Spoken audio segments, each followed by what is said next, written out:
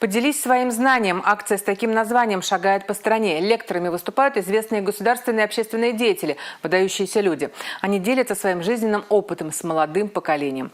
Один из таких открытых уроков прошел в Чебоксарском училище Олимпийского резерва. Министр физической культуры и спорта Чувашской республики Василий Петров рассказал спортсменам о себе и вспомнил вместе с ними студенческие годы. Портфель, статусы, регалии остались за пределами аудитории. Здесь общение на равных. Василий Петров рассказал ребятам, что выходил на ринг боксировать с 9 лет и о том, что спорт во многом помог ему достичь целей в жизни. Среди студентов тоже нашлись боксеры. Андрей Ракчеев, например, может нокаутировать соперника за считанные секунды. Мы провели диалог, побеседовали. Он рассказал нам довольно интересные истории своей жизни. Объяснил спортивные моменты, которые были связаны с его детством и вообще на пути к развитию своих спортивных способностей.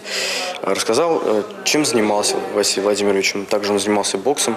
Главное в спорте – дисциплина, трудолюбие, упорство. Эти качества помогают и в построении карьеры. Надо трудиться. Но это в широком смысле этого слова. Не только физически, но и духовно развивать себя. Читать больше, общаться.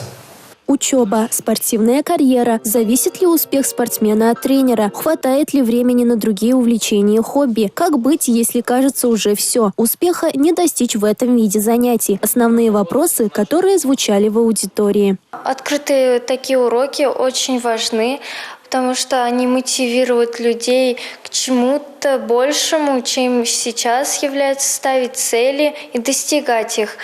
И не останавливаться на достигнутом. Встреча со школьниками, студентами, прямой контакт, наличие обратной связи. Можно поделиться своими знаниями, опытом, навыком, выслушать молодых людей, что их волнует, в каком направлении нужно двигаться нам, чтобы сделать жизнь интереснее, насыщеннее. И в то же время, чтобы они не совершали ошибок, рассказать, как и куда нужно двигаться, чтобы достичь тех целей, которые они перед собой ставят.